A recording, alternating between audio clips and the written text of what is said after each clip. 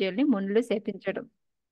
So దాంట్లో వచ్చేసి మనకి ఫస్ట్ కనుక మనం చూసాము అంటే 1-2 శ్లోకాల్లో కనుక ఒకటి శ్లోకం వచ్చేసి బ్రహ్మ చెప్తాడు ఏమని, ఓకే ఇప్పుడు ఆ మునులు అంతా కూడా చక్కగా ముందు చాప్టర్ లో చూసాము, లాస్ట్ లో ప్రేయర్ చేశారు, చక్కగా చేసిన తర్వాత అప్పుడు భగవంతుడు ఏం చెప్తున్నాడు అనేది చెప్తున్నాడు అనమాట. ఎందుకంటే ఇది కంటిన్యూషన్ కదా. బ్రహ్మ ఎప్పుడైతే మనము 13వ చాప్టర్ కాకుండా 14వ చాప్టర్ లో చూసాము ఎందుకు మనకి ఆ హిరణ్ హిరణ్యాక్షుడిని వాళ్ళిద్దరి మధ్యలో ఎందుకు యుద్ధం జరిగింది అని అది అడిగితే దానికి మళ్ళీ శ్వేతవరాహ అని చెప్తా ఉన్నారు, రక్తవరాహ అన్నారు. ఇది తెలియలేదు దీని గురించి, అసలు వాళ్ళిద్దరికి యుద్ధం ఎందుకు జరిగింది ఏంటి చెప్పండి అంటే అక్కడి నుంచి మొదలవుతుంది అనమాట ఈ చాప్టర్. సో ఇక్కడ మధ్యలో ఏంటంటే దితి 100 ఏళ్ళు ఆమె లోపల పెట్టుకోవడం మూలంగా మొత్తం అంతా కూడా చీకటి కమ్మిపోతుంది. సో అందువలన డార్క్ అయిపోయి దేవతలందరూ వచ్చేసి బ్రహ్మని ప్రే చేస్తారు. సో బ్రహ్మ ఏంటి మొత్తం ఈ స్టోరీ చెప్తా ఉన్నాడు అనమాట. సో ఇక్కడ బ్రహ్మ మళ్ళీ చెప్తూ ఉన్నాడు ఏమని, ఇప్పుడు మళ్ళీ భగవంతుడు వాళ్ళ ప్రేయర్స్ కి సమాధానం ఇవ్వబోతున్నాడు అనేసి. సో దాంట్లో మనం 2-12 వరకు కూడా మనం శ్లోకాలు చూసాము అంటే వాటన్నిటిలో కూడా ఏంటి భగవంతుడు 2-5 శ్లోకాల వరకు కూడా వాళ్ళని మీరు చేసింది కరెక్టే, ఎందుకంటే వాళ్ళు కొంచెం కంగారుగా ఉన్నారు, మేము ఏం తప్పు చేసామో ఏంటో ఏంటో అనేసి. సో మీరేమీ తప్పు చేయలేదు, మీరు చేసింది కరెక్టే, మీకు అపరాధం కలిగించారు కాబట్టి వాళ్ళని మీరు పనిష్మెంట్ ఇచ్చారు. దానికి ఏంటి ఇంకా ఏం చెప్పాడు భగవంతుడు,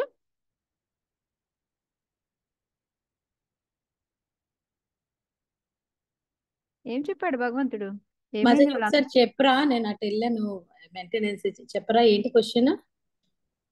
ఇప్పుడు వాళ్ళకి మీరు చేసింది కరెక్టే అని చెప్పి ఇంకా ఏం చెప్పాడు భగవంతుడు సనత్సనత్ కుమారులకి. మీరు చేసింది కరెక్టే అంటున్నా గానీ అంటే భక్తుల వైపు అంటే ఆయన కోసం వాళ్ళని సమర్థిస్తున్నాడు, ప్లస్ జై విజయ్ అది వాళ్ళు ఓకే, అసలు ఇచ్చేసారు. మామూలుగా ఇందులో ఏం చెప్పాడు, యజమాని ఎప్పుడైతే తన మనం సేవకులు తప్పు చేసేది చేస్తే, అది మెయిన్ యజమానికే పాయింట్ అది, వెళ్తుందండి. సేవకులు తప్పు చేస్తే అది యజమానికి కూడా వర్తిస్తుంది. అందుకొని వాళ్ళ తరపున నేను కూడా మిమ్మల్ని క్షమాపణ అడుగుతున్నాను అని చెప్పేసి అడిగారనమాట. అడిగి తర్వాత ఏంటి వీళ్ళకి అనుకుంటున్నారు, ఇదేంటి ఆయన తప్పు చేశానంటున్నాడు, క్షమాపణ అంటున్నాడు, ఇప్పుడు ఏంటి అనేసి అనుకుంటూ ఉన్నాడు అనమాట. అనుకుంటుంటే వాటి వలన ఏమవుతుంది మాకు ఇన్ఫేమ్ అంటే అపకీర్తి అనేది వస్తుంది అని చెప్పారు. ఆ అపకీర్తి ఇప్పుడు మేము చేసింది కీర్తి అపకీర్తి అని వాళ్ళు సందేహపడుతూ ఉంటే 6-12 శ్లోకాల్లో భగవంతుడు చెప్తాడనమాట ఏమని. ఫస్ట్ మనకి 6వ శ్లోకంలో వచ్చేస్తే నాకు ఫేమ్ అంతా అపకీర్తి అనేది నాకు మీ ద్వారానే వస్తుంది అని చెప్పారు. 7వ శ్లోకాల్లో చూసామంటే మీకు నేను సేవ చేయడం వలన నేను పవిత్రం అయ్యాను అని చెప్పి, అంటే పవిత్రం అనే దానికన్నా కూడా నాకు లక్ష్మీకరణ నన్ను వదలకుండా ఉంటుంది, ఇవన్నీ కూడా మీ వలన, మీ సేవ చేయడం వల్లనే అని చెప్పాడు అనమాట. 8వ శ్లోకంలో చూసుకున్నాము అంటే నేను ఫుడ్ ఎక్కడ ఎంజాయ్ చేస్తాను ఎక్కువగా అంటే యజ్ఞంలో కన్నా కూడాను ఎవరైతే బ్రాహ్మణులు కర్పిస్తారో మంచి నెయ్యి పోసి దాన్ని వడ్డిస్తారో అదే నేను ఇష్టపడతాను, దాన్ని తినడానికే ఇష్టపడతాను అని చెప్పాడు అనమాట. అంటే ఇక్కడ అంతా కూడా మొత్తం మీ వల్లనే, అంతా బ్రాహ్మణుల వల్లనే అన్నట్టుగా, మీరే గొప్ప అన్నట్టుగా చెప్తూ ఉన్నారనమాట. నెక్స్ట్ వచ్చేసి ఎవరికంటే భగవంతుడు ఇంకా నెక్స్ట్ ఏం చెప్తాడు అంటే నేనే వాళ్ళ బ్రాహ్మణుల యొక్క ఆ ధూళిని నా శిరస్సు మీద ఉంచుకుంటాను, అలాంటిది మిగతా వాళ్ళకి ఫాలో అవడానికి ప్రాబ్లం ఏంటి అనేసి అడుగుతాడనమాట. తర్వాత మనకి 10వ శ్లోకాలు వచ్చిందంటే ఎలాంటి వాళ్ళంటే నాకు ఇష్టము లేదు అంటే ఎవరైతే బ్రాహ్మణులని ఆవుల్ని సంరక్షించకుండా వాళ్ళని నాతో ఈక్వల్ గా అంటే నాతో పాటుగా వాళ్ళని చూడాలి, అలాంటి వాళ్ళంటే నాకు చూడకుండా ఉండే వాళ్ళంటే నాకు ఇష్టం ఉండదు అని చెప్తాడు. మళ్ళీ 11వ శ్లోకాలు ఎవరు ఇష్టము అంటే ఎవరైతే బ్రాహ్మణులని ఆవుల్ని ఎవరైతే రక్షణ లేని వాళ్ళని వాళ్ళని బాగా చూసుకుంటూ వాళ్ళని సేవ చేసుకుంటూ నాలాగా అంటే నన్ను వాళ్ళలో ఊహించుకుంటూ వాళ్ళకి సేవ చేస్తారో అలాంటి మాతాజీ వాళ్ళంటే. ఇక్కడ మీరు పాయింట్ చెప్పారు మాతాజీ, అదే స్మైలీ ఫేస్ తో అన్నమాట, ఏదో చేస్తున్నా అని కాకుండా అవును, ఎన్లైటన్మెంట్ ఉండి స్మైల్ తోని ఇష్టంగా చేయాలని కరెక్ట్. చెప్పారు. ఏదో మొక్కుబడికి కాకుండా దాన్ని చక్కగా మంచిగా మాట్లాడి చేసేవాళ్ళు అంటేనే నాకు ఇష్టం ఉంటుంది అని చెప్పేసి భగవంతుడు చెప్తాడనమాట. నెక్స్ట్ వచ్చేసి 12వ శ్లోక ఏంటి అనేది మనము ఇవాళ చూద్దాం. సో ఎవరంటే నచ్చుతారు, ఎవరంటే నచ్చరు, ఇవన్నీ చెప్పారు. అన్నీ కూడా బ్రాహ్మణులకి తరపుగా చెప్పినట్టే ఉంది. మళ్ళీ ఒక్కొక్కసారి చూస్తే మనకి ఇందాక కొమలముఖి మాతాజీ చెప్పినట్టు ఒక్కోసారి వాళ్ళని పొగుడుతున్నారా, ఒక్కసారి వీళ్ళని పొగుడుతున్నారా అనేది అర్థం కాకుండా కూడా ఉందన్నమాట.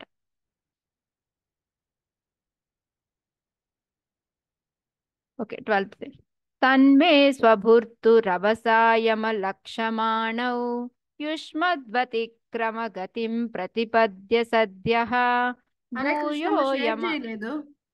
ఓ సారీ, ఇప్పుడు షైరే చేయలేదు, తిప్పుతా ఉన్నాను పైకి కిందకి.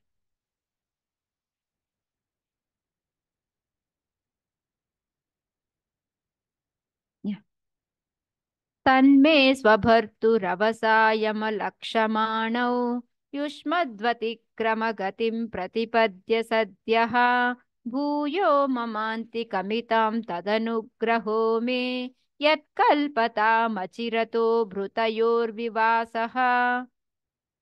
హరే కృష్ణ మాతాజీ. చదవండి. తన్మే స్వభర్తురవసాయమలక్ష్యమాణో యుష్మద్వ్యతిక్రమకతిం ప్రతిపద్య సద్యః భూయో మమాంతికమితాం తదనగ్రహో మే యత్కల్పతామచిరతో భృతయోర్వివాసః. హరే కృష్ణ. తమ ప్రభు మనస్సు నిరుత ఈ సేవకులు మీ ఏడ అపరాధం అనర్చరి కనుక తమ అతిక్రమణకు ఫలము అనుభవించినప్పటికీ శీఘ్రమే వీరు నా సన్నిధికి తిరిగి వచ్చినట్లుగాను నా ధామ బహిష్కరణ కాలము వీరికి త్వరితముగా పూర్తిగినట్లుగాను మీరు ఆదేశించడంతో అది నా ఎడ చూపిడి అనుగ్రహముగానే నేను భావించును. హరే కృష్ణ. హరే కృష్ణ. సో ఇక్కడ ఏం చెప్పారు, ఇందాక మనకి మెయిన్ గా 11వ శ్లోకాల్లో చూసాము అంటే మనకి బ్రాహ్మణులు ఒకవేళ ఏమైనా తప్పు చేసి ఉన్నప్పటికీ కూడా ఒక టాలరెన్స్ అంటే మనకి మనది మనం చాలా శ్లోకాలు చర్చించుకున్నాం కూడా. వాటిల్లో ఎలా అయితే మనకి పరీక్షిత్ మహారాజ్ కూడా అంతే, ఒకవేళ శపించినప్పటికీ కూడా మాట్లాడుకుంటూ ఉండడం. అంబరీష్ మహారాజ్ది, ఇలాగ చిత్రకేతు మహారాజ్ది, ఇలా ఎంతమందినో మనం చూసాం అనమాట. సో అలా చూసుకున్నామంటే ఆ టాలరెన్స్ అనేది, ఆ సహనం అనేది వీళ్ళలో కనపడలేదు. సనక కుమారులో కనిపించిందా మనకి? వాళ్ళు ఏం చేశారు? అడ్డుకిచ్చినట్టు వెంటనే శపించారు. కానీ ఇప్పుడు మళ్ళీ మరి జయా విజయాలు వెంటనే వీళ్ళు శపించారని మళ్ళీ తిరిగి శపించారా? వాళ్ళు ఏం చేశారు? వాళ్ళు రియలైజ్ అయ్యారు వాళ్ళు వెంటనే ఓకే మేము అనుభవించడానికి రెడీగా ఉన్నాము, కాకపోతే ఇంకా వాళ్ళు పశ్చాత్తాపంతో మాకు భగవంతుడిని మర్చిపోకుండా ఉండేలాగా చెయ్యండి అనేసి మనము చూసాం కదా మనం లాస్ట్ దాంట్లో. సో అలాగేంటంటే ఆ 15వ చాప్టర్లో చూసాం. కాబట్టి ఇప్పుడు ఆ భగవంతుడు చెప్పే లక్షణాలన్నీ ఎవరి దగ్గర కనపడుతున్నాయి మనకి? జయా విజయాలోనే ఉన్నాయి. సో అందుకని ఇప్పుడు వాళ్ళకి ఏం చెప్తున్నాడు ఆయన, మళ్ళీ ఓకే నా మనస్సు ఎరగక నా సేవకులు తప్పు చేశారు, నేను ఒప్పుకుంటున్నాను. ఓకే నా సేవకులు వాళ్ళు తప్పు చేశారు. ఆ అతిక్రమం ఏదైతే మనకి భగవంతుడికి అనుకూలంగా లేని పని చేస్తామో దాన్ని అతిక్రమణ అంటాం అనమాట. సో దాని ఫలాన్ని కూడా అనుభవిస్తారు, ఎందుకంటే మీరు శపించారు కాబట్టి భౌతిక లోకం వెళ్ళమని. కాకపోతే వాళ్ళకి ఏంటి అంటే మీరిచ్చిన ఏమైతే శాపం ఉందో దాని నుంచి తొందరగా నా దగ్గరకు వచ్చేటట్టు, అంటే శీఘ్రమే అనమాట, ఎక్కువసేపు ఉండకుండా. మేబీ మీరు ఎంతో కాలం అనుకోవచ్చు, ఏమైనా అనుకోవచ్చు, కానీ మీరు కొంచెం క్షమించి వాళ్ళని నాకు అనుగ్రహం ఇవ్వండి అని అడుగుతున్నారు. చూడండి వీళ్ళు ఇక్కడ భగవంతుడు కావాలంటే ఏంటంటే మీకు ఇంకా ముందు 26, 27 శ్లోకాల్లోనే వస్తుంది మీకు. నేను కావాలంటే జయ విజయాలకు చెప్తాడనమాట భగవంతుడు, నేను కావాలంటే ఈ ఖర్చు మొత్తాన్ని కూడా తీసేయగలను నేను, కానీ ఎందుకంటే అది అలాగే ఉంచుదాము, ఎందుకంటే వాళ్ళు శపించారు కాబట్టి, బ్రాహ్మణులు ఒకసారి శపించారు కాబట్టి అది ఉండని అని ఉంచాను, నేను లేకపోతే తీసేయగలను అనేసి. అలాంటి అతను కూడా ఇక్కడ బ్రాహ్మణుల దగ్గర ఏం చేస్తూ ఉన్నాడు, వాళ్ళకి తక్కువ నెమ్మది నా దగ్గరకు వచ్చేటట్టు, శీఘ్రం అంటే చాలా తొందరగా నా దగ్గరకు వచ్చేటట్టు దాన్ని కొంచెం తగ్గించండి. ఆ శాపం యొక్క ప్రతిఫలం, అది ఏమంటారు, ఆ శాపం యొక్క టైం పీరియడ్ ఉంటుంది కదా, దాన్ని తగ్గించండి అని చెప్తున్నారు అనమాట. ఇంకా ఏం చెప్తున్నారు, నా ధామ బహిష్కరణ కాలము వీరికి త్వరితముగా అంటే ఏంటి, ఆటోమేటిక్ వాళ్ళని భౌతిక లోకం వెళ్ళమన్నారు. అక్కడ ఉండిపోయి మళ్ళీ అలా ఎక్కువ రోజులు ఉండిపోకుండా చాలా దగ్గరగా వచ్చేటట్టు అది నాకేంటి మీరు అనుగ్రహం ఇవ్వడం, నాకు ఆ అనుగ్రహాన్ని మీరు ఇవ్వండి అని చెప్పారు. భగవంతుడు అందరికీ అనుగ్రహం ఇస్తాడా లేకపోతే మనం అనుగ్రహం ఇవ్వాలా? భగవంతుడే ఇస్తాడు మాతాజీ. భగవంతుడి అనుగ్రహము మరి కరుణ దయ లేనిది ఏమీ జరగదు అనేది మనం ఆల్రెడీ ఎన్ని శ్లోకాల్లోనో విని ఉన్నాము. కానీ ఇక్కడ చూడండి భగవంతుడు ఏం చెప్తున్నాడు, నాకు ప్లీజ్ మీ అనుగ్రహాన్ని ఇస్తే కనుక వాళ్ళని తొందరగా వచ్చేలాగా చెయ్యండి అని చెప్పి. అంటే ఇప్పుడు ఎవరు వాళ్ళు అనుకుంటున్నాడు భగవంతుడు? సనక సనాతుల్ని ఆయన వాళ్ళు అనుకుంటున్నారా? జయ విజయ్ క్లియర్ గా తెలిసిపోతుంది కదా ఈ శ్లోకా నుంచి. మనకి ఏమర్థమవుతుంది, ఇప్పుడు ఎప్పుడైనా మన పిల్లలు ఎవరైనా తప్పు చేశారనుకోండి, వాళ్ళ తరపున మనం వెళ్ళి క్షమాపణ చెప్తాము, అయ్యో మా పిల్లోళ్ళండి చూసుకోండి ఇంకో నెక్స్ట్ టైం చేయలేండి, అలాగా అంత పెద్ద శిక్ష ఎందుకులేండి కొంచెం తగ్గించండి, అవన్నీ ఎవరు అడుగుతారు? సొంత వాళ్ళైతేనే అడుగుతారు, కానీ బయట వాళ్ళు అడుగుతారా? ఏదో జరిగిందంటే అక్కడ అనుకొని వెళ్ళిపోతారు, అంతే కదా. సో ఇక్కడ ఎవరిని ఆయన భగవంతుడు నా అనుకుంటున్నాడు అంటే జయా విజయల్ని. సో దీన్ని బట్టి ఆయనకి కోపంగా ఉన్నాడా, సనత్ కుమారుల మీద జాలి పడుతున్నాడా? ఇక్కడ ఇప్పుడు దాకా మాట్లాడింది మరి ఏ విధంగా మాట్లాడినట్టు, అది మనం ఎలా తీసుకోవాలి? వాళ్ళ మీద కోపం గౌరవం ఉన్నట్టు ఇస్తున్నారు మాతాజీ. గ్రామర్లు కదా, గ్రామర్లు అంటే ఇష్టం కదా, అందుకే గౌరవం ఇస్తున్నారు. గౌరవం ఇస్తూ సర్కాస్టిక్ గా అంటారు చూడండి మత, మొట్టి మొట్టనట్టు అంటారు చూసారా, చెప్పి చెప్పనట్టు మొట్టి మొట్టనట్టు అలా అన్నమాట. అలా అంటే భగవంతుడు డీల్ చేసే విధానం ఎలా ఉంటుంది అనేది మనం కూడా ఎలా డీల్ చేయాలి. ఎప్పుడైనా ఇలాంటి సిచ్యుయేషన్స్ వస్తే వెంటనే వెళ్ళి బడబడబడ మీరు తప్పు చేస్తారా అది ఇది అని అరవకుండా ఫస్ట్ వాళ్ళకి కొంచెం గౌరవం ఇచ్చినట్టు మాట్లాడుతూ చిన్నబుచ్చుకుంటూ చివరికి విషయాన్ని తెలియచేయాలన్నమాట. అది ఓకే. దీని నుంచి మనం నేర్చుకోవాల్సింది ఏంటి అంటే అదనమాట. సో ఇక్కడ మనకి ప్రపాదులు వారు ఏం చెప్తూ ఉన్నారు అంటే భగవంతుడు ఎంత ఆతృతతో ఉంటాడు భక్తులు యందు అనేది ఈ శ్లోకాల్లో మెయిన్ గా మనకు తెలుస్తూ ఉంటుందన్నమాట. ఎలాగా ఎప్పుడైతే వాళ్ళు బయటకు ప్రపంచం వెళ్తారు అని తెలుస్తుందో వాళ్ళ కోసం వాళ్ళని క్షమించి వాళ్ళ తరపున ఈయనే మీ అనుగ్రహం చూపించండి అని చెప్పేసి కోరుకునేలాగా తయారైందనమాట అక్కడ. ఇంకోటి ఏంటి అంటే మనకు అందరూ అడుగుతారు కదా, మరి వైకుంఠ లోకంలోకి వెళ్తే మళ్ళీ కిందకి వెళ్ళరు కదా, మరి ఇది ఎలాగా, ఇది జయ విజయాలు ఎందుకు వెళ్తున్నారు ఇలాగా అని అడుగుతూ ఉంటారు కదా. అడుగుతూ ఉంటే దానికి ప్రపాదుల వారు చెప్తున్నారు అనమాట. జయ విజయ ఇప్పుడు ఎప్పుడు కూడా ఆ వైకుంఠ లోకంలో కానీ గోలోకంలో కానీ వెళ్ళిన వాళ్ళు కిందికి రారా అసలు?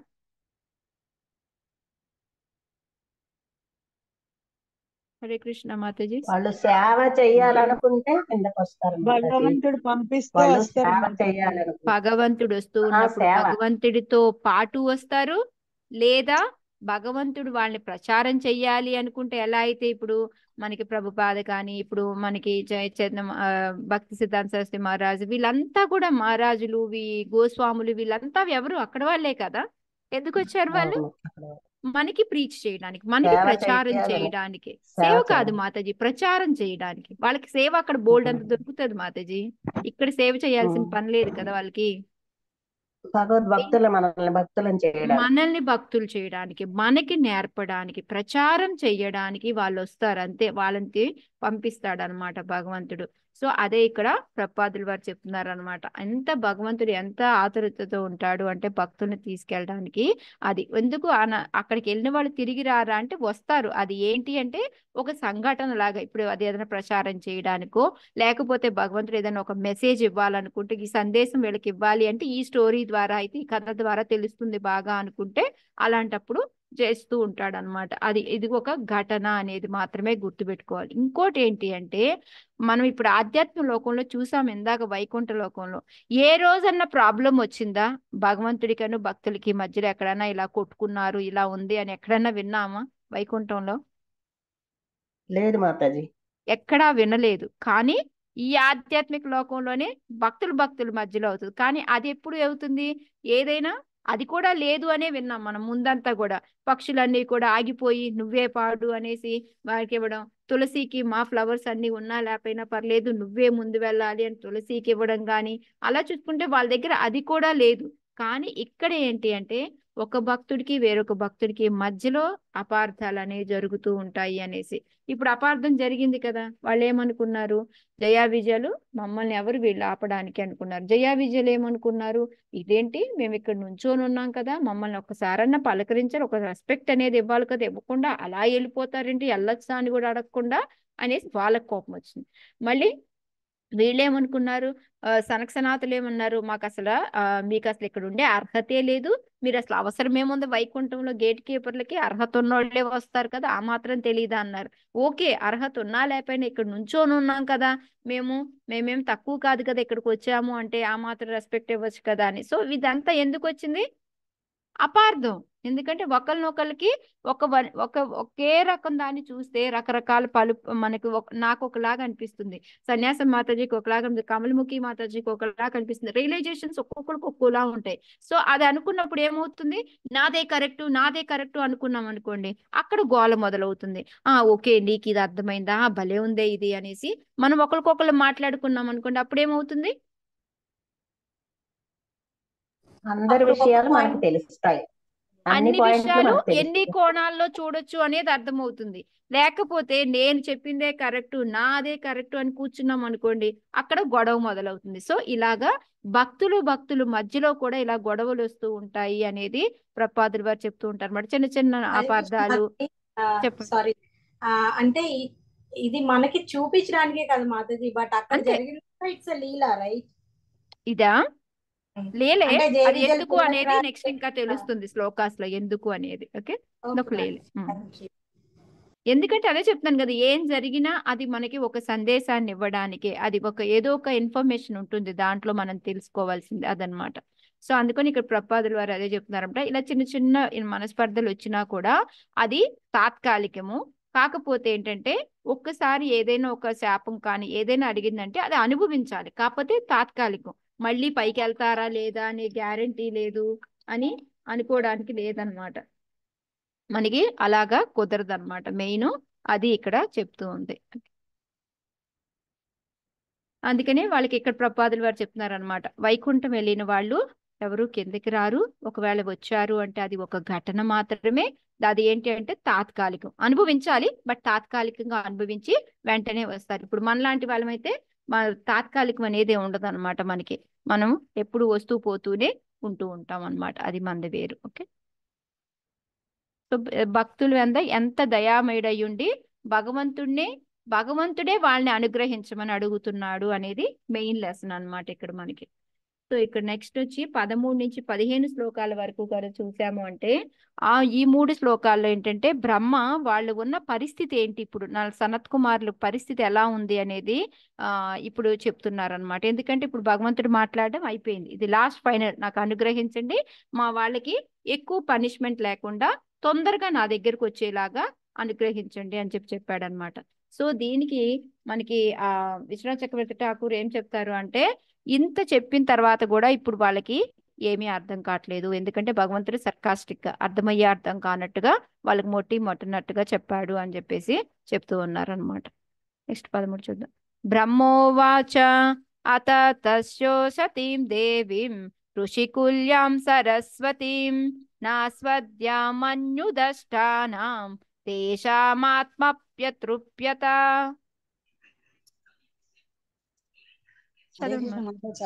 చదవండి సరోజ మాతాజీ. హరే కృష్ణ. బ్రహ్మోవాచ అతాతస్య సతీం దేవీం ఋషికుల్యాం సరస్వతిం ఆస్వాద్యమనుదష్టానాం తేషామాత్మ ప్రత్యుప్యత. హరే కృష్ణ మాతాజీ, ఇండియా నుంచి కాల్ వస్తుంది, దామోదరి 2 minutes. సరే మాతాజీ, చదవాలా? చెప్పండి. దీంట్లో బ్రహ్మదేవుడు ఏం చెప్తాడు, మునులు క్రోధ సర్పం కాటు వేయబడినప్పటికీ భగవంతుడు పలుకులు ఎట్లంటే వేద మంత్రాల వల్ల ఉన్నాయట, అయినా వారి ఆత్మలు సంతృప్తి చెందలేదు. దానికి కారణం ఏంటి? వాళ్ళు సంతృప్తి చెందలేదు అంటే వాళ్ళ కోపం తీరలేదా, లేకుంటే వాళ్ళు గిల్టీగా ఫీల్ అవుతున్నారా, తమ తప్పును తాము తెలుసుకుని వాళ్ళు పశ్చాత్తాపడుతున్నారా అని నేను ప్రశ్న వేశా. నువ్వేమనుకుంటున్నావు? అది వాళ్ళు చేసిన పని తప్పని కన్సోల్ అయ్యి వీళ్ళు ఇలా చెప్తున్నా అంటే మనం తప్పు చేసామా అని బాధపడుతున్నారు అంటున్నారు మీరు కదా. ఆ పశ్చాత్తాపం అండి, తప్పు పశ్చాత్తాపం. ఆ తప్పు ఇంత తప్పు చేశామని ఆయన ఆ మాటలు వేదమంత్రాల్లో ఉన్నా కూడా ఆ సంతృప్తి పడలేదు, అయ్యో తప్పు చేసేవి అనే భావంలోనే ఉన్నారంటున్నారు కదా మాతాజీ. అవును అవును అవును. నాకు ఒక్కొక్కసారి అలా మనం అనిపిస్తున్నది మాతాజీ, నాకైతే అలా నాకు అనిపిస్తుంది. మాతాజీ నాకు కూడా అలాగే అనిపిస్తుంది. మరి 14 శ్లోకాలు ఏముందో ఎందుకు అన్ని తెలీదు. ఒకసారి వేదాలవి చదివి వేదాలవి 14 శ్లోకంలో చదివారు వాళ్ళు ఏం కదా. చెప్తున్నారో నాకు అర్థం కావట్లేదు, తిడుతున్నారా మరి ప్రేమగా ఉన్నారా ఏం చేస్తున్నారో అర్థం కావట్లేదని అదేంటి కన్ఫ్యూజన్ లో ఉన్నారని మాతాజీ. ఒక్కొక్కసారి మనం వేదాల్లో తప్పు ఉంటాయి పని కదా వాళ్ళ చేస్తాం. మనసులకు. మనకు తప్పు చేస్తాము, మనకు తెలుసు తప్పు చేస్తున్నామని. కానీ యువతల వాళ్ళు అనునయంగా మాట్లాడి మన తప్పును భూతద్దంతో చూపించి పెంచకుండా వాళ్ళు దాన్ని కొంచెం సవరిస్తూ మాట్లాడారనుకో, అనగానే మనం అబ్బా మనమే తప్పు చేయలేదు అనుకోము. మనకు తప్పు చేస్తున్నాం తెలుసు కాబట్టి మనసు పీకుతూనే ఉంటుంది. బహుశా వీళ్ళు కూడా అదే పరిస్థితిలో ఉన్నారేమో అని నాకు అనుమానం. 14th శ్లోకాలు చూద్దాం ఏమన్నారు చెప్తారు. ఎందుకు ఆత్మలు సంతృప్తి చెందలేదని శిలా ప్రభుపాద వారు ఎక్కడ అట్లా వదిలేరు, దానికి మళ్ళీ జవాబు చెప్తారు ఆయన. 14th శ్లోకాలు చూడండి. సతీం వ్యాదాయ శృణ్వంతో లగ్నీం గుర్వర్తకవరాం విగాహ్యగాధ గంభీరాం నా విదు సచ్చికీర్షితం. దామోదరి కొంచెం పైకి పెంచవా. 14th. అది తను నసక్యముగా ఉండెను. మునులు వానిని అత్యావశ్యకముగు భావమును పరమ గంభీరముగు అర్థమును కలిగి ఉన్నందున భగవానుని అద్భుతమగు పలుకులు గ్రహింపనసక్యముగా నుండెను. మునులు వారిని విప్పారిన కర్ణములతో శ్రవణము చేసి లోతుగా ఆలోచించరు. ఆ విధముగా శ్రవణము చేసినప్పటికీ భగవానుడు ఏమి చేయదలుచుకున్ననో వారు అవగతము చేసుకొని జాలకపోయేరి. భాష్యం కూడా చిన్నది ఉంది మాతాజీ, నా 5 లైన్ల. పలుకుట యందు వాక్కు పూర్ణ పురుషోత్తముడు భగవానుని ఎవ్వరను అతిశయింపజాలరని అవగతము చేసుకునవలెను. పూర్ణత్వ స్థితి యందు నిలిచియుండెడి కారణమున అతని పలుకులకు నడుమ భేదము లేదు. దేవదేవుని ముఖత వెలవడుచున్న వాక్కులను అవగతము చేసుకున్నటకు మునులు విప్పారిన కర్ణములతో యత్నించిరి. అతని వాక్కు సంక్షిప్తమును అర్థవంతమును అయినప్పటికీ మునులు అతడేమి పలుకుచున్నాడో పూర్తిగా అవగతము చేసుకున్న జాలకుండిరి. అతని పలుకుల భావమును లేదా ఆ దేవదేవుడు ఏమి చేయగోరను అనే విషయమును కూడా వారు గ్రహింపజాలకపోయేరి. అంతేగాక తమయన భగవానుడు కుపితుడయ్యనో లేదా ముదమందెనో అనే విషయమును కూడా వారు ఎరుగకుండిరి. హరే కృష్ణ. హరే కృష్ణ. ఇంతకుముందు రసరాణి మాతాజీ నిన్న ఒక క్లాస్ లో మళ్ళీ మొన్న క్లాస్ లో కూడా చెప్పినట్టు, అంటే ఎట్లా అంటే మనకు కూడా అర్థం కాదు ఆయన మరి ద్వారపాలకుల్ని సపోర్ట్ చేస్తున్నారా, లేదంటే కుమారులు చేసినటువంటి పనిని ఆమోదిస్తున్నారా, హర్షిస్తున్నారా. ఎందుకంటే కొన్ని మాటలు బట్టి చూస్తే విష్ణు భక్తులకు ఏదన్నా జరిగితే, ఏదైనా అవమానం జరిగినా, ఏదన్నా అనుకోని పరిస్థితులు ఏర్పడ్డా భగవంతుడు దానికి ఏ రకంగా ప్రతిస్పందిస్తాడో ఆయనే స్వయంగా చెప్పారు. మళ్ళీ ఒక పక్క ఏంటి, ఈ భక్తుల్ని ఏంటి చాలాసార్లు తను చెప్పారు కదా, వైష్ణవ దూషణ చేయడము అవి చాలా పొరపాటు. కాబట్టి వీళ్ళకి ఏంటంటే అంత చక్కగా ఆయన మాట్లాడుతున్నప్పటికీ అర్థమవుతున్నట్టు అనిపిస్తున్నా వాళ్ళు పూర్తిగా అర్థం చేసుకోలేని పరిస్థితిలో ఉన్నారనమాట. వాళ్ళు అందుకే లోతుగా ఆలోచిస్తున్నట్టు భగవంతుడి మాటలు వెనుక అంతరార్థం ఏముంది అని వాళ్ళు అనుకుంటున్నారు. ఎందుకంటే భగవంతుడి నోటి నుంచి వచ్చే ప్రతి పలుకు అద్భుతంగా ఉంది, కానీ దాంట్లో అంతరార్థం ఏంటి అనేది వాళ్ళు అర్థం చేసుకునేందుకు ప్రయత్నిస్తున్నారు. కానీ వాళ్ళ ప్రాబ్లం ఏంటంటే ఎంత చేసినా ఎంత ప్రయత్నిస్తున్నా కూడా అసలు భగవంతుడు ఏం చేయాలనుకుంటున్నారు అనేది వాళ్ళు పూర్తిగా అర్థం చేసుకోలేకపోయారని ఇక్కడ మనకు శిలా ప్రభుపాద చెప్తున్నారు. చెప్పి ఎందుకు అద్భుతంగా ఆయన పలుకులు ఉన్నాయి అంటే భగవంతుడు పూర్ణ పురుషోత్తముడు అని ఆయన పలుకులకు మధ్య భేదం లేదు, ఆయన నామానికి ఆయనకు భేదం లేదు, ఆయన పలుకులకు ఆయనకు భేదం లేదు. కాబట్టి అటువంటి ఆ సాక్షాత్ పరబ్రహ్మం నుంచి వస్తున్నటువంటి ఆ మాటలు వీళ్ళు ఎంతో ప్రయత్నం చేస్తున్నట్ట అర్థం చేసుకునేందుకు.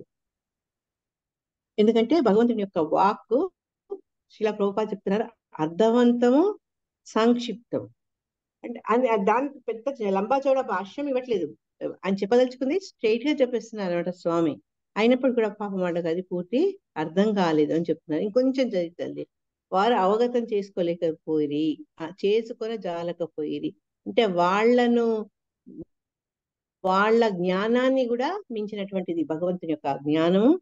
కాబట్టి ఏంటంటే వీళ్ళకి భగవంతుడి మూడ్ అసలు కరెక్ట్ ఏ మూడ్ తో చెప్తున్నారు అనేది వాళ్ళకు అర్థం కాలేదన్నమాట. తమ పట్ల కోపంగా ఉన్నారా, లేకపోతే ప్రసన్నంగా ఉన్నారా, లేకపోతే ఆయన యొక్క ద్వారపాలకుల పట్ల కరుణ వల్ల వాళ్ళ పట్ల మేము చేసిన తప్పుకు మా మీద ఆయన దండింపబోతున్నారా, ఇవన్నీ వాళ్లకు అర్థం కావట్లేదు అనమాట.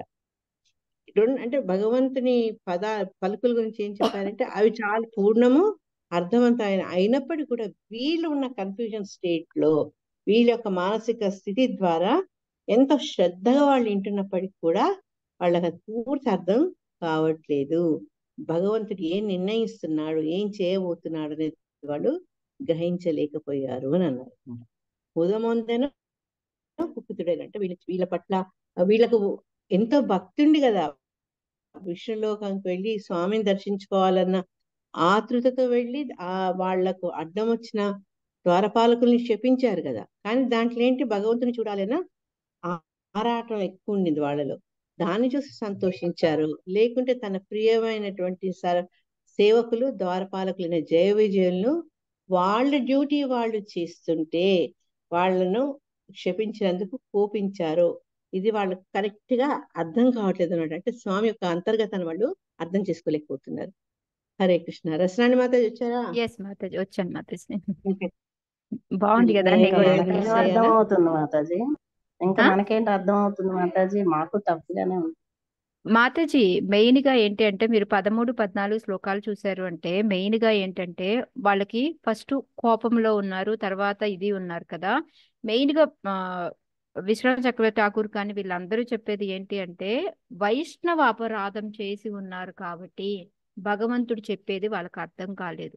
భగవంతుడిని చూసి వాళ్ళు తృప్తి చెందారు, కానీ వినేది మాటలు మాత్రం అర్థం అవట్లేదు. ఎందుకంటే వాళ్ళు మెయిన్ ఒక సందిగ్ధంలో ఉన్నారు.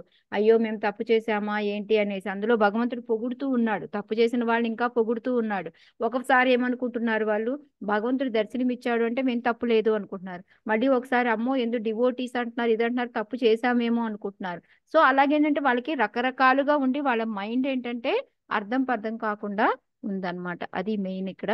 మనం ఈ 3 శ్లోకాల నుంచి మనం తెలుసుకోవాల్సింది ఏంటి అంటే మనం ఎప్పుడైతే వైష్ణవుల అపరాధం అది చేయకుండా ఉండాలి. ఇంకోటి ఏంటి అంటే ఇప్పుడు దీన్ని బట్టి అర్థమైంది, ఇప్పుడు సన్యాసం మాతాజీ ఉంది, అయ్యో వీళ్ళకే అర్థం కాలేదు మనకేం అర్థం అవుతుంది అనేసి. అర్థం అవుతుంది, ఎందుకు అంటే మనము ప్రామాణికంగా వెళ్తాం కాబట్టి మనకు అర్థం అవుతుంది. అక్కడ మళ్ళీ ఇంకోటి ఏంటి అంటే ఒకవేళ అర్థమైనా అర్థం కాకపోయినా నాకేం భగవద్గీత వచ్చు, నాకేం అర్థం అవుతుంది అని కాకుండా వచ్చి కూర్చొని 1, 2 సార్లు వింటూ ఉంటే అదే అర్థమవుతుంది అనమాట. సో అందుకని వీళ్ళకే అర్థం కాలేదు నాకేం అర్థం అవుతుంది అని అనుకోకర్లేదు. ఎప్పుడైతే భగవంతుడిని ప్రార్థన చేసుకొని మనం కూర్చుంటామో ఆటోమేటిక్ గా భగవంతుడే మనకి ఆ శక్తిని కూడా ఇస్తాడు అనమాట. మెయిన్ అది మనం నాకు అసలు తెలుసుకోవాలి. ఆవిడ ప్రశ్న వినగానే ఒక జవాబు మనసులో తట్టింది. వాళ్ళు చెప్పండి ఆ టైంలో ప్రభుపాద లేరు కదా ఎక్స్ప్లెయిన్ చేసేందుకు అనుకున్నా. అవును మాతాజీ, అందుకే అన్నాను ప్రామాణికంగా పరంపర. ఇంకోటి ఏంటంటే వాళ్ళు జ్ఞాన మార్గంలో ఉన్నారు మాతాజీ, వాళ్ళు ఒక గురువు ఆశ్రయించిన వాళ్ళు కాదు. కాబట్టి కూడా భగవంతుని ఆ మాటల్లో ఉండే అంతరార్థాన్ని వాళ్ళు తెలుసుకోలేకపోయారేమో అని నా అవును భావం మాతాజీ, అంతే. అంతే. అదే మెయిన్ హరే అందుకే కృష్ణ. చెప్తారు కదా thank you Ratnani. Mataji. Thank you, నేను చెప్పాలి. సో అదనమాట మనకి. సో 15th శ్లోకాలో కూడా మనం చూసాము ఏ విధంగా అయితే భగవంతుడు ఆ ఆ వాళ్ళకి బ్రహ్మ వాళ్ళ పరిస్థితి ఏంటి అని చెప్పేసి ఇప్పుడు వాళ్ళు ఏంటంటే ఇంకా భగవంతుడితో మాట్లాడదాము అని అనుకుంటూ ఉన్నారు అనమాట. సో ఇక్కడ మనకి విశ్వనాథ చక్రవర్తి ఠాకూర్ అయితే ఆయన రాశారనమాట. ఎలాగా అంటే ఇప్పుడు వాళ్ళకి భగవంతుడు ఏం చెప్పాడు, ఫస్ట్ వాళ్ళని ఎక్కువగా తిట్టాడా ప్రైజ్ చేసి పొగిడాడా అనేది అర్థం కాలేదు అనుకున్నాం కదా. విశ్వనాథ చక్రవర్తి ఠాకూర్ రాసిన బుక్ లో అయితే కంప్లీట్ గా వాళ్ళని తిట్టడమే, కాకపోతే అది వాళ్ళు అర్థం చేసుకోలేకపోయారు అంతే అని చెప్తున్నారు అనమాట. ఎందుకు అంటే ఇప్పుడు వాళ్ళని ఏమనుకున్నాడు ఆయన, ఫస్ట్ వాళ్ళ సర్వెంట్స్ ఇద్దరిని నా మనుషులు అన్నారు, అంతేనా లేదా? ఇందాక మనం 12వ శ్లోకాలో కూడా చూసాం కదా అక్కడ వాళ్ళని నా వాళ్ళు తప్పు చేశారు అని చెప్పారు. ఎందుకు అంటే అది ఆ వాళ్ళని నా అనుకొని వాళ్ళకి గ్రేట్ మేసి వాళ్ళ వైపు చూపిస్తూ ఉన్నాడు భగవంతుడు, వీళ్ళ వైపు చూపించట్లేదు. అదొకటి వాళ్ళకి అర్థం కాలేదు అక్కడ. నెక్స్ట్ ఏంటి అంటే వాళ్ళు మీకు ఇంకా ఒరే అర్థం కాలేదా, జయ విజయాలు అనేవాళ్ళు నా వాళ్ళు, వాళ్ళ తరపున నేనే మిమ్మల్ని పశ్చాత్తాపం అదే ఏమిటి ఫర్గివ్నెస్ ఏమంటారు, క్షమాపణ అడుగుతున్నాను, ఇవన్నీ చేస్తున్నాను అని చెప్పేసి చెప్తున్నారనమాట. నెక్స్ట్ అలా అని వాళ్ళని సనత్ కుమార్ని ఎక్కువగా మా వాళ్ళని ఇగ్నోర్ చేస్తున్నట్టుగా అలా ఏమన్నా మాట్లాడారా అంటే అలా ఏం లేదు, అది అతిశయోక్తితో మాట్లాడుతున్నారు అని చెప్తున్నారండి విశ్వనాథ్ చక్రవర్తి ఠాగూర్. ఎందుకంటే ఇందులో ఏది విన్నా కూడా బ్రాహ్మణులు వాళ్ళకి నేను ధూళి రాసుకుంటాను, నేను వాళ్ళ ఫుడ్డే నేను తింటాను, వాళ్ళకి నేను సేవ చేయడం మూలంగానే లక్ష్మీదేవి నాకు వచ్చింది, అది వినడానికి ఎలాగుంది, లక్ష్మీదేవి కూడా మీ సేవ చేయడం మూలంగానే వచ్చింది అని చెప్తున్నారు కదా. ఇవన్నీ వినడానికి ఎలా ఉన్నాయి, అది అది అక్కడ విశ్వనాథ్ చక్రవర్తి గారు అదే చెప్తున్నారు అనమాట. ఎందుకు అంటే అది అసలు ఒక జోక్ అనుకోవాలి, అది నిజం అని మాత్రం ఎప్పుడు అనుకోవద్దు మీరు అని చెప్పి. సర్కాస్టింగ్ గా అంటారు అలాగా మాతాజీ. అవును మాతాజీ, అవును. సో అదని చెప్తున్నారు. ఆ విధంగా ఏంటంటే ఇంకా ప్రతి దానికి కూడా వాళ్ళని ఏంటి నా భుజాలతోటి పోల్చుకుంటాడు, అంటే వాళ్ళతో ఎంత అటాచ్మెంట్ ఉంది అనేది చెప్తున్నాడు అనమాట. సో వీళ్ళకి తెలిసి వస్తుంది అనేసి ఆ విధంగాన భగవంతుడు చెప్తూ ఉన్నాడు అనమాట. సో ఎంత ప్రేమ ఉంది, ఎంత ఆప్యాయత ఉంది వాళ్ళ మీద అనేది ప్రతి శ్లోకా ద్వారా కూడా తెలుస్తూ ఉంటుంది అనమాట. అది ఇక్కడ ప్రభుపాదులు వారు చెప్తూ ఉన్నారు. ఇంకోటి ఏంటి అంటే మీకు ఇంకా ఇప్పుడు మళ్ళీ 16 నుంచి 25 శ్లోకాల్లో ఇప్పుడు వీళ్ళు చెప్తారనమాట చాలా చక్కగా. అవన్నీ కూడా మనము చూసుకుందాం ఇప్పుడు.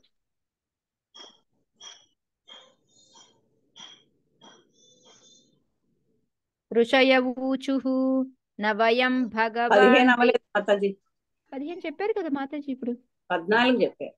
అవునా, ఓకే ఓకే.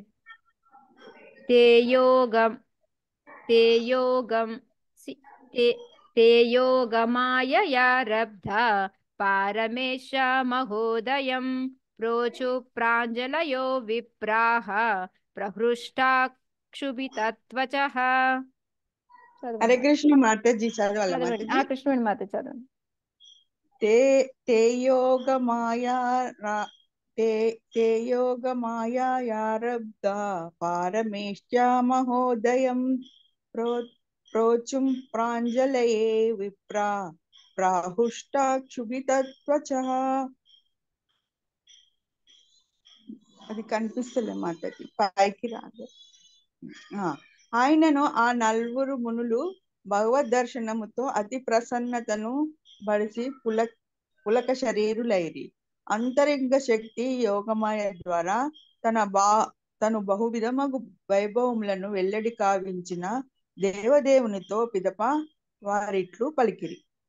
హరే కృష్ణ. ఇప్పుడేంటి ఇందాకేంటి చక్కగా వాళ్ళకి ఏమి అర్థం కాలేదు అన్నారు. ఎంత కాన్సన్ట్రేషన్ తో విన్నప్పటికీ కూడా భగవంతుడు చెప్పింది ఏమీ అర్థం కాలేదు. కానీ భగవంతుడిని చూసిన తర్వాత ఆయన యొక్క ఆ ప్రసన్నత, అతి ప్రసన్నత ఏదైతేమి వాళ్ళకి ఏమైంది, ఎప్పుడైతే మనము భగవంతుడిని చూస్తే చెప్తుంటారు కదా అష్టవికారాలు వస్తూ ఉంటాయి అనేసి, చేంజెస్ కళ్ళమ్మ నీళ్ళు రావడం కానీ, అలాగా వాళ్ళు కూడా పులకింతులయ్యారు. పులకింతులు అంటే ఆనందంతో బాడీలో చేంజెస్ రావడం అనమాట, శరీర మార్పులు రావడం. అది వాళ్ళకి అది తృప్తి కలిగించింది వాళ్ళకి.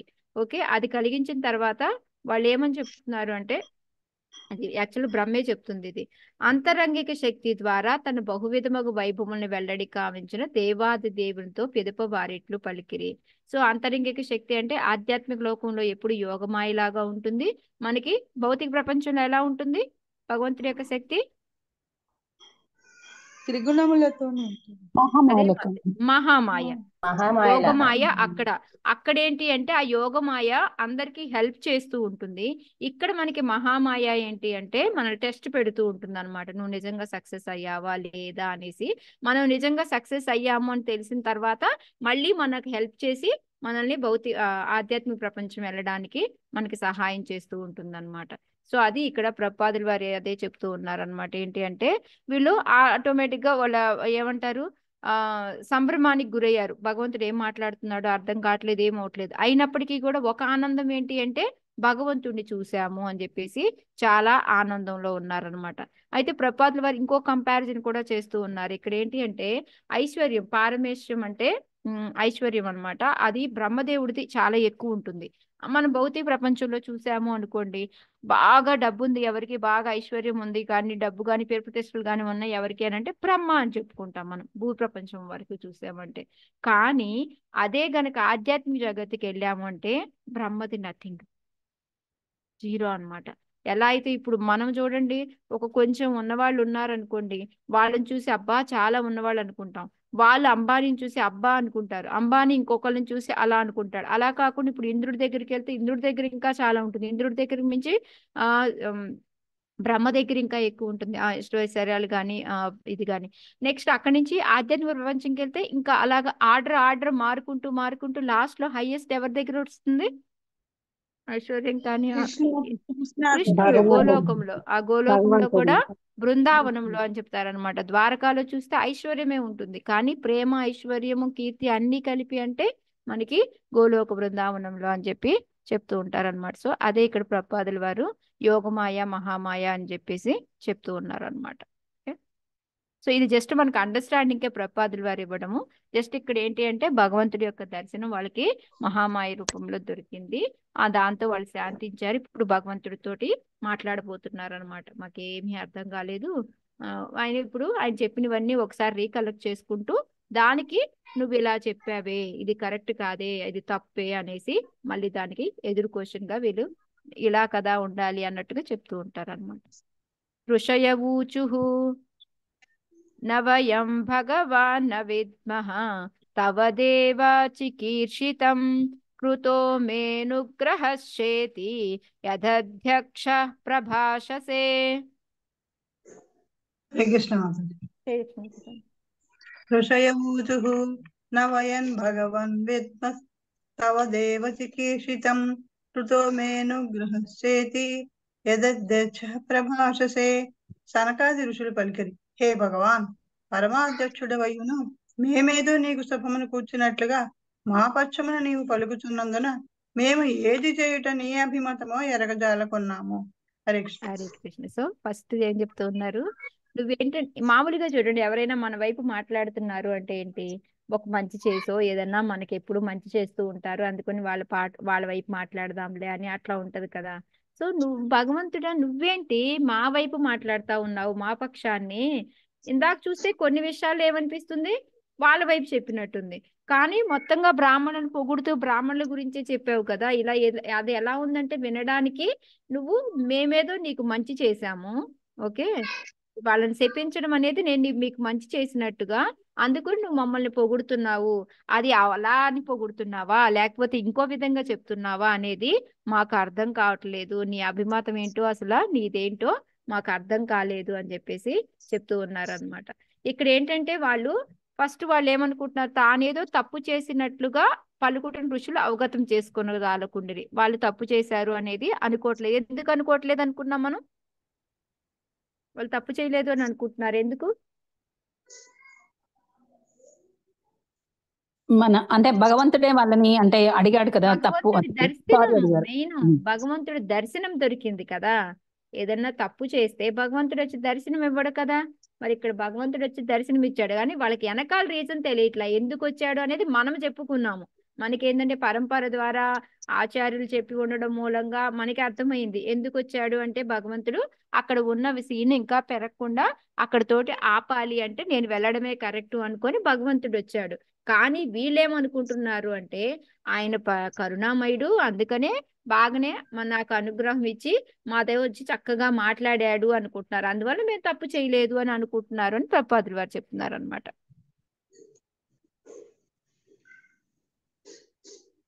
అంత కన్ఫ్యూజింగ్ ఉన్నది మాతాజీ చెప్తుంటే, ఎట్లా అర్థం చేసుకోవాలో అర్థం కావట్లేదు. అవును హరే మాతాజీ, కృష్ణ. ఇంకా మిగతా శ్లోకాస్ లో అర్థమవుతుందిలే మాతాజీ. ఇంకోటి నేను రేపు మళ్ళీ మనకి విష్ణు చక్రవర్తి ఠాకూరు ప్రతిదాన్ని ఏ విధంగా తీసుకొని ఏ విధంగా చెప్పారు అనేది మళ్ళీ ఒకసారి మనం ఎక్స్ప్లెయిన్ చేసుకుందాం. అప్పుడు క్లియర్ అండర్స్టాండింగ్ వస్తుంది మనకి. ఓకే, మీకు అది ఓకే చూపిస్తాను మాతాజీ. కూడా. సో ఇక్కడ ఏంటి అంటే వీళ్ళు ఏమనుకుంటున్నారు, ఇది వీళ్ళ పరంగా మాకు దర్శనం వచ్చింది అంటే భగవంతుడు ఒక్కోసారి చూడండి, మనకి ఒక స్టోరీ ఉంది కదా. ఆ ఆ, ఎవరు వాళ్ళ హస్బెండ్ భగవద్గీతను కొట్టేస్తాడు. ఆయన పేరేంటో మర్చిపోయాను నేను. కొట్టేస్తే కృష్ణ బలరాములు వస్తారు, వాళ్ళ ఆవిడికి ఫుడ్ అన్ని సప్లై చేసి వెళ్తారు. నాకు ఎప్పుడు ఆ డౌట్ ఉండేది, భగవంతుడు ఏంటి ఆ పూజ చేసిన వాళ్ళకి వెళ్ళకుండా పక్క వాళ్ళకి దర్శనం ఇస్తూ ఉంటాడు అని నాకు ఎప్పుడు డౌట్ ఉండేది. సో ఇప్పుడు ఒక్కొక్కసారి ఏంటంటే ఆ సీన్ పెరగకుండా పెద్దదవకుండా ఉండడానికి, దాన్ని కట్టడి చేయడానికి భగవంతుడు వచ్చి వాళ్ళకి దర్శనం ఇస్తూ ఉంటాడు. అది వాళ్ళకి అదృష్టం అన్నమాట వాళ్ళది, అంతే. అంతేకాని ఇక్కడ వీళ్ళేమనుకుంటున్నారు, మేము గొప్పవాళ్ళం అందుకని మాకే దర్శనం ఇచ్చారు అని అనుకుంటున్నారు. కానీ అది కరెక్ట్ కాదు అనేది మనం అర్థం చేసుకోవాలన్నమాట. మాతాజీ జయదేవ్ గోస్వామి కూడా ఒకసారి అలా వస్తారు కదా జగన్నాథుడు, అది ఇది వేరా మాతాజీ? మీరు చెప్తే అది వేరు ఇది వేరు. వేరు వేరు అదే ఇది మనకి దాంట్లో ఆయన కొట్టేస్తారు కాబట్టి ఆయన వాళ్ళ అవును వెనకాల అది వేరు. ఇది భగవద్గీతలో అనన్యాస్ చింతయంతో మేము జనా పర్యుపాస్తే అని నేను ఉన్నవి తీసుకొచ్చిస్తాను అని చెప్తాడు కదా, నువ్వు ఎక్కడ ఇస్తున్నావు అనేసి ఆ వర్డ్ ని కొట్టేస్తాడు అనమాట. కొట్టేస్తారు. అవును ఆ అది పిల్లవాడికి వెనకాల మొత్తం కూడా వెనకాల గీతలు పడతాయి చూడు. అవును మాతాజీ అలా ఆవిడ అడుగుతుంది కదా, అట్లేదు. ఏమయ్యా అలా ఎలా కొట్టావయ్యా పిల్లవాడిని నువ్వు అంటే, నేనా పిల్లవాడినా ఎప్పుడు కొట్టాను ఏంటి అని అప్పుడు గుర్తొస్తుంది. ఓ పేరు భగవద్గీత గుర్తు రావట్లేదు మాతాజీ నాకు. జయదేవ్ గోస్వామి కృష్ణాచార్య ఏదో ఉంటుంది, Arjunacharya. Arjunacharya. Correct, yes, thank you Mataji. బ్రహ్మణస్య పరం దైవం బ్రహ్మణా కిల తే ప్రభో విప్రాణాం దేవదేవానాం భగవానాత్మదైవతం. హరే కృష్ణ మాతాజీ. చదవండి. బ్రహ్మణస్య పరం దైవం బ్రహ్మణ కిల తే ప్రభో విప్రాణం దేవదేవానాం భగవనాత్మదైవతం. భగవానాత్మదైవత దీర్ఘ భగవానాత్మదైవతం. ఓకేనా?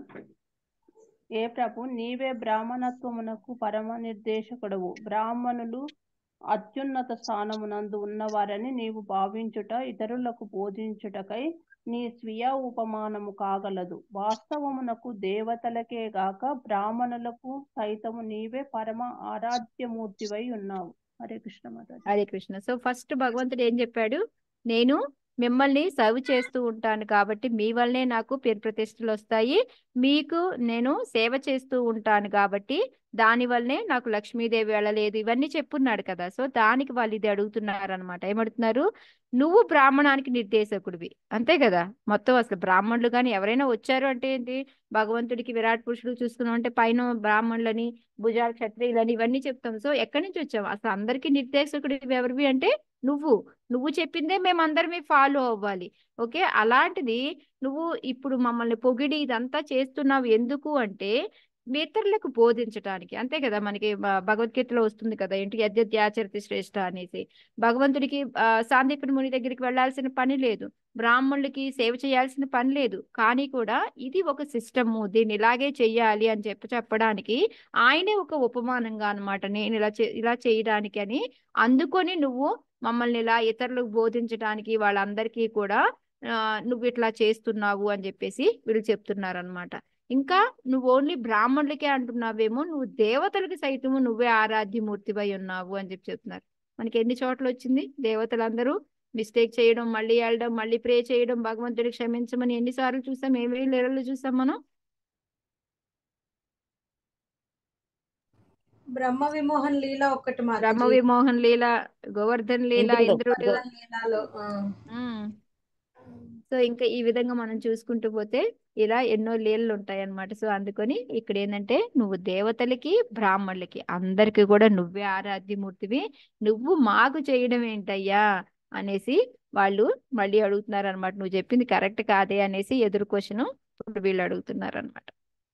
సో ఇక్కడ ప్రభుపాదులు వారు ఏం చెప్తూ ఉన్నారు అంటే, ఈశ్వర పరమ కృష్ణ ఆయన అందరికీ కూడా గోవిందమాది పురుషం ఏంటిది ఇది మాతాజీ సర్వకారణ కారణం చింతామణి ప్రకర సద్మసు కల్పవృక్షం కాదే, ఈశ్వర పరమ కరెక్టే కదా.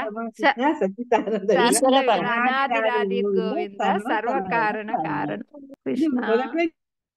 ఎన్ని లైన్లు వెళ్తా ఉన్నాను కదా. Thank you Mataji. అవును, స్టార్ట్ చేశాను దాన్నే మళ్ళీ అక్కడ తప్పింది అనుకున్నాను. కరెక్ట్. యా, సో ఇక్కడ మనకి బ్రహ్మ సంహితాలో చెప్పినది చెప్పి అందరికీ కూడా నువ్వే కారణం అని చెప్పేసి, సో దానికి మనకి ఎన్నో భగవద్గీతలో కూడా ఎన్నో శ్లోకాలు ఉన్నాయి మనకి.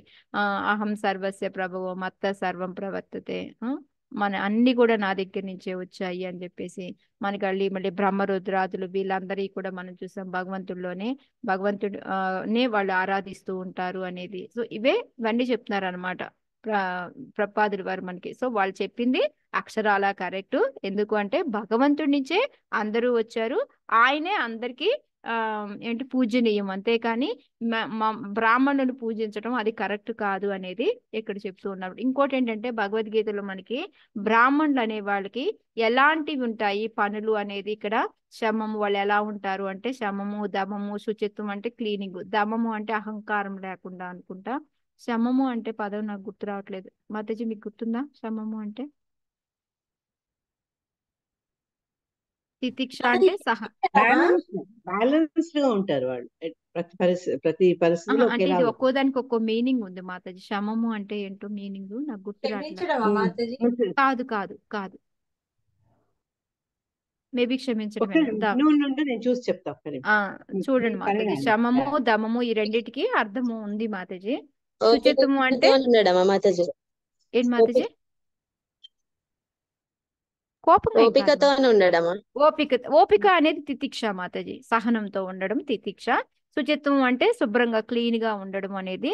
శాస్త్రమందు శ్రద్ధ అంటే మనకి తెలిసింది కదా, ఏ శాస్త్రాల్లో ఏం చెప్పినా వాళ్ళు శ్రద్ధతోటి దాన్ని పాటిస్తూ ఉంటారు. జ్ఞానం విజ్ఞానం, ఏది జ్ఞానము ఏది విజ్ఞానం అనేది అంటే అవలంబించడం, దాని జ్ఞానాన్ని తెలుసుకోవడం, దాన్ని విజ్ఞానంగా మన చేసి చూపించడం అనేవి. ఇవన్నీ కూడా భగవంతుడికి పరమానుగ్రహము చూపును అంటే భగవంతుడికి నచ్చే పనులు అన్నమాట ఇవన్నీ కూడాను. అవి ఎక్కువగా ఎవరిలో ఉంటాయి అంటే బ్రాహ్మణులో ఉంటాయి అని చెప్పేసి మనకి ప్రపాదులు వారు చెప్తూ ఉన్నారు అనమాట. ఇంకా భగవంతుడు ఏంటంటే మన అందరి హృదయాల్లో పరమాత్మ రూపంలో ఉంటాడు, మన అందరికీ కూడా ఆయనే మూలము అనేసి ఇవన్నీ కూడా మనము భగవద్గీత భాగవతం నుంచి నేర్చుకున్నవి. సో వాళ్ళు చెప్పేది కరెక్ట్ అని చెప్పడానికి ప్రూఫ్ గా ఇవన్నీ చెప్పున్నారనమాట.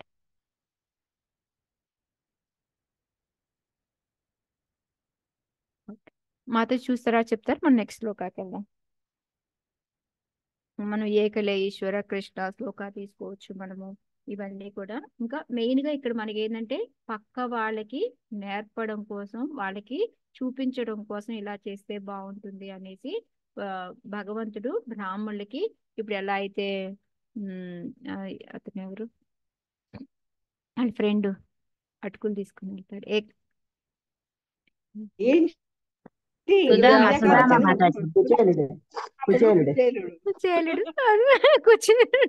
కుచేలుడికి చేయడం ఇవాళ దారుణంగా ఉంది మాతాజీ నా పరిస్థితి. ఈ మధ్యలో ఇండియా కాలేజ్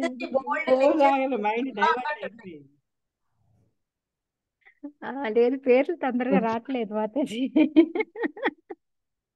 కుచేలుడు కానీ ఇలా వీళ్ళందరికీ సుధామ కుచేలుడు కానీ ఇలా వీళ్ళందరికీ ఎప్పుడు పూజించడం, ఇవి చేయడం, పెద్దవాళ్ళకి నమస్కారం చేయడము, ఆయన అవన్నీ చేయాల్సిన పని లేదు. కానీ ఎందుకు చేస్తున్నారు అంటే పక్క వాళ్ళకి తీర్చేయడానికి. ఎందుకంటే యథా రాజా తదా ప్రజ అంటారు, రాజా ఎలా ఉంటే దాన్ని బట్టి మిగతా ప్రజలు కూడా దాన్ని అవలంబిస్తూ అలా ఉంటారు. కాబట్టి భగవంతుడు మనకి నేర్పుతూ ఉంటాడు అనమాట, అందుకొని చేస్తున్నాడు అనేది మెయిన్ గా అక్కడ మనం తెలుసుకోవాల్సింది. హరే కృష్ణ మాతాజీ, దమం అన్నారా మాతాజీ మీరు? శమము దమము. దమ అంటే ఆత్మ నిగ్రహం మాతాజీ, అది 16th చాప్టర్ లో ఉంది ఇంట్లో. అవును, 16th చాప్టర్ లోనే వచ్చేది ఆత్మ నిగ్రహం మాతాజీ. ఆత్మ నిగ్రహం. ఓకే, శమము అంటే ఏంటనేది నాకు తెలియదు. ఓకే మాత చూస్తారు. అవును మాత 16th చాప్టర్ లోనే మాతాజీ ఆ శ్లోక వచ్చేది. అది లేదంటే 18th చాప్టర్ లో వస్తుంది మాతాజీ ఆ శ్లోక. బ్రాహ్మణ క్వాలిటీస్ అని 18th చాప్టర్ లో వస్తుంది. ఓకే. తత్వ సనాతనో ధర్మో రక్షతే తనుభిస్తవ ధర్మస్య పరమో గుహ్యో నిర్వికారో భవాన్మతః. హరే కృష్ణ మాతాజీ. చదవండి కృష్ణ. తత్వ సనాతనో ధర్మో రక్ష్యతే తనుభిస్తవ ధర్మస్య పరమో గుహ్యో నిర్వికారో భవాన్మతః. సమస్త జీవుల సనాతన ధర్మమునకు నీవే మూలము. అనేకములగు అనేకములగు అవతారముల ద్వారా నీవు సర్వదా ధర్మమును రక్షించేటివి. ధర్మం యొక్క పరమ లక్ష్యము నీవే. నీవు అక్షయుడవు, నిర్వికారుడవు అనుట మా అభిప్రాయము. హరే కృష్ణ మాత. హరే కృష్ణ. సో ఇక్కడ ఇందాకేంటి సనాతన ధర్మం అనేది అంటే బ్రాహ్మణులని పూజ చేయడము అదే చెప్పిన తర్వాత ఇక్కడ వీళ్ళేం చెప్తున్నారంటే సమస్త జీవుల సనాతన ధర్మములకు నీవే మూలము. అసలు ఈ సనాతన ధర్మం అనేది ముందొచ్చిందా లేకపోతే మన సృష్టి ముందొచ్చిందా? సనాతన ధర్మమే ఎందుకంటే వేదాస్ బ్రహ్మ వేదాస్ వినిన తర్వాతే క్రియేషన్ అనేది చేశాడు, సృష్టి అనేది. సో అందుకని ఈ సనాతన ధర్మం అనేది ముందుంది. ఆ సనాతన ధర్మం అంటే ఏంటి అసలు? అమ్మ క్షమ అంటే చెప్పండి. క్షమ అంటే మనోనిగ్రహం. క్షమ అంటే మనోనిగ్రహము లేదా శాంతి. అదే ఆ శమోదమ, నాకు ఏ చాప్టర్ మర్చిపోయినా అది ఎదుగుతున్నా. ఓకే, శమోదమ, శౌచం, శాంతి రాజ్యవమాజ్యవం శాంతి రాజ్యమేవచ జ్ఞానం విజ్ఞానం ఆస్తిక్యం బ్రహ్మకర్మ స్వభావం. కరెక్ట్. 18th చాప్టర్ కదా మాతాజీ? 18th chapter 42. మాతాజీ ఇక్కడ అది ఆత్మ నిగ్రహానికి మీరన్న ఇప్పుడు మనస్సు నిగ్రహానికి తేడా ఏంటి మాతాజీ? ఓకే, తర్వాత డిస్కస్ చేసుకుందాం సుభాష్. ఓకేనా? ఓకే, ఇక్కడ ఏంటంటే మెయిన్ గా సనాతన ధర్మం అనేది ఏంటి అనేది ఇందాక వచ్చేసి నువ్వే అందరికి పూజనీయుడివి అని చెప్పేసి దానికి కోటింగ్ గా ఈ శ్లోకా చెప్తూ ఉన్నారు అనమాట. ఎందుకంటే మన సనాతన ధర్మం అంటే ఏంటి అంటే మనకి చాలా శ్లోకాలు ఉన్నాయి. ఏంటిది మన ధర్మం అసలు?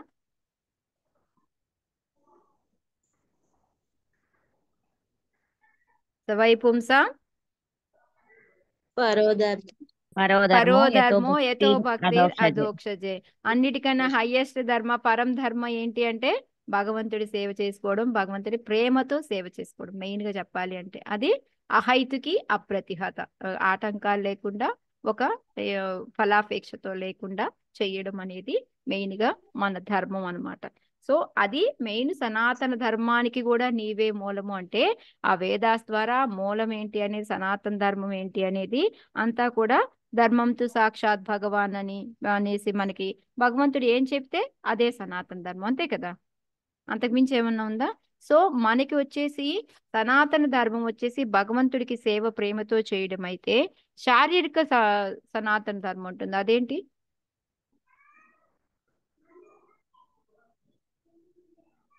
శారీరక మామూలుగా బయటికి కనిపించే డ్యూటీస్ ప్రిస్క్రైబ్ ఏవైతే ఉంటాయో అవే చేయాలి మాతాజీ. దాన్ని ఏమంటాము?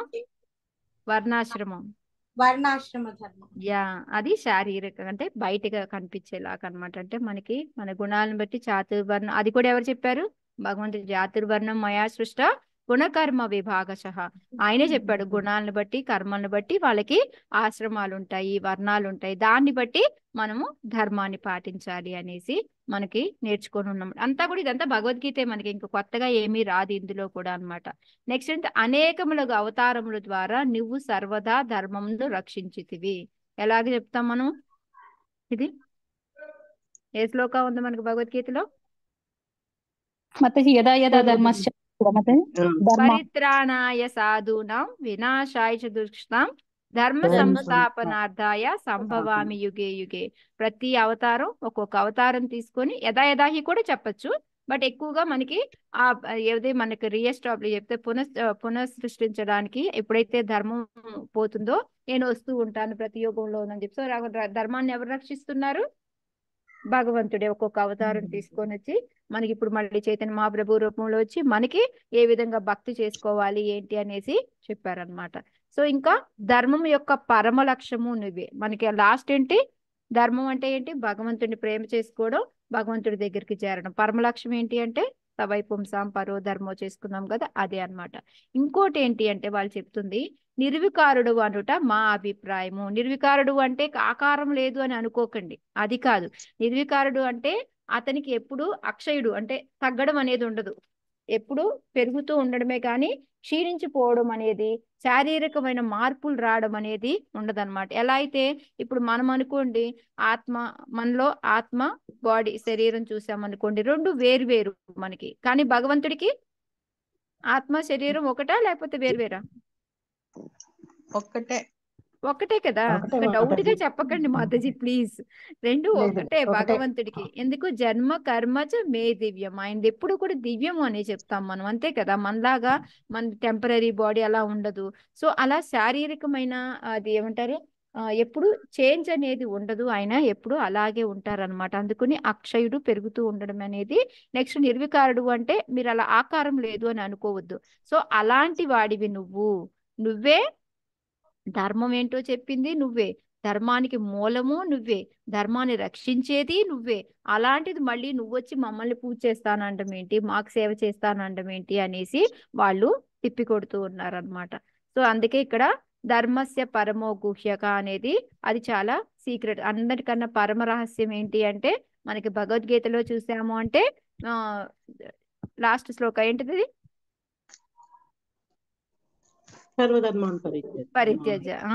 ధర్మ ఓకే, అన్ని ధర్మాల్ని వదిలేసేసి, అదేంటి మళ్ళీ అన్ని ధర్మాలు ఇప్పుడేమో ధర్మం అంటున్నారు, అన్ని ధర్మాలను వదిలేయమంటారు అనుకోకండి. అదేంటి అంటే అసలైన పరమ ధర్మం ఏంటి? అన్నిటిని వదిలేసి భగవంతుడిని మామేకం శరణం వ్రజ, ఆయన్ని పట్టుకోవడం అనమాట. అది ఇక్కడ ప్రభుపాదుల వారు చెప్తున్నారు. అదే మెయిన్ రహస్య జ్ఞానము.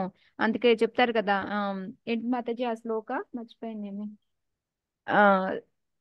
మేచోతి రహస్యం అనేసి, మే సఖా చేతి రహస్య అది ఏ శ్లోక నెంబర్ గుర్తు రావట్లేదు నాకు. సో అందుకని ఆ పరమ రహస్యమైంది నేను నీకే చెప్తున్నాను అనేసి అర్జునుడికి చెప్తారు కదా. చెప్పే కదా ఈ శ్లోకాలన్నీ చెప్తారు ఆయనకి. భక్త మే సఖా చేతి రహస్యం ఇది ఉత్తమం. కరెక్ట్. సో ఇలా ఇప్పుడు ఇది మొత్తం చదువుకున్నామంటే అన్ని భగవద్గీత శ్లోకాలే మనకి, ఇంకా అంతకు మించి ఏమీ లేదు. ప్రభుపాదుల వారు చెప్తుంది. సో అది రహస్య జ్ఞానము అనేది. మాతాజీ పరీక్షిస్తున్నావా ఏమి? ఎన్ని గుర్తున్నాయి భగవద్గీత అని? లేదు మాతాజీ. నెక్స్ట్ ఏంటి అంటే ఎప్పుడైతే మనకి ఈ జ్ఞానం తెలిసిన తర్వాత కూడా, అంటే కొంతమంది ఏం చెప్తారు, నేను ధర్మంగా ఉన్నాను, నేను చాలా బాగున్నాను అని చెప్తూ ఉంటారు. ఎంత ధర్మంగా ఎలా ఉన్నప్పటికీ కూడా లాస్ట్ కి భగవంతుడి గురించి తెలియకుండా భక్తి అనేది లేదు అంటే అది అంతా కూడా వేస్ట్ అనేసి అన్నమాట. సో నేను చాలా ఏంటంటే ఏమంటారు, ధర్మ పరిపాలన చేస్తున్నాను అని చెప్పేసి అక్కడ భక్తి భావన అనేది లేకపోతే అది అంతా వేస్ట్ అనేసి. అది కూడా మనం భాగవతంలో శ్లోకాన్ని సరికన్నా స్వనిష్ఠిత పుంస విశ్వక్సేను కథాశయ నోత్పాద ఏది రథం శ్రమ ఏవహి కేవలం. శ్రమ ఏవహి కేవలం ఒక పదం యా. నేను తప్పు చెప్పానా? ధర్మ చెప్పలా? స్టార్టింగ్ చెప్పలేదు మాతాజీ, తర్వాత ఫస్ట్ ధర్మనే ఎత్తాను, మళ్ళీ స్వనిష్ఠిత పుంసాం చెప్పాను, మధ్యలో గ్యాప్ ఇచ్చాను అంతే. మాతాజీ చాలా లెక్చర్స్ ఉన్నట్టున్నాయి మీ బ్రెయిన్ లోనే, అందుకే. లేదు ఇండియా కాల్ ఉంది.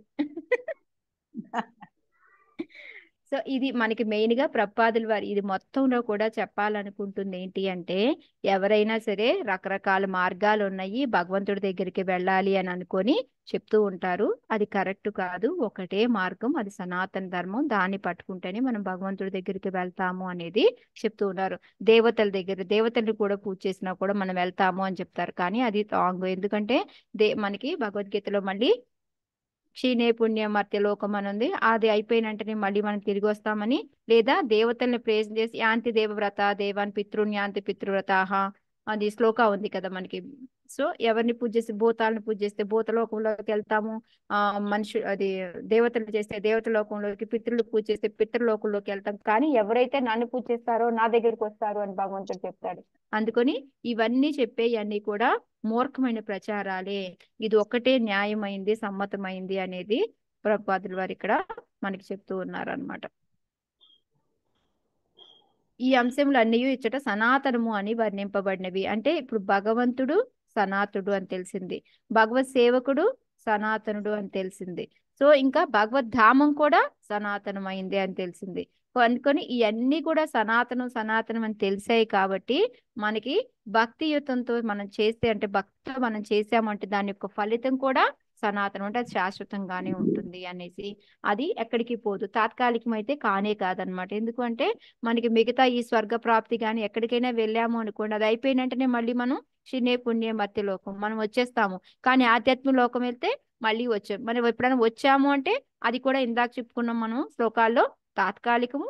ఏదైనా ప్రచారం సేవ ఉంటేనో దేనికో వెళ్తాం తప్ప మిగతా దానికి వెళ్ళాల్సిన పని లేదు అని చెప్పేసి అందుకొని గట్టిగా నొక్కి ఏం చెప్తున్నారు ఇక్కడ, నువ్వే ఆరాధ్య దైవవి, వైష్ణవులకు గాని దేవులకు గాని బ్రాహ్మణులకు గాని మేము కాదు, మమ్మల్ని అని చెప్పావు కానీ నువ్వు మాకు ఇది తెలుసు అనేసి దానికి వీళ్ళు ఉల్టాగా ఈ 2 శ్లోకాలు చెప్పారు. ఇవాళ ఇక్కడ ఆపేనా మాతాజీ? 3:28 అయిపోయింది.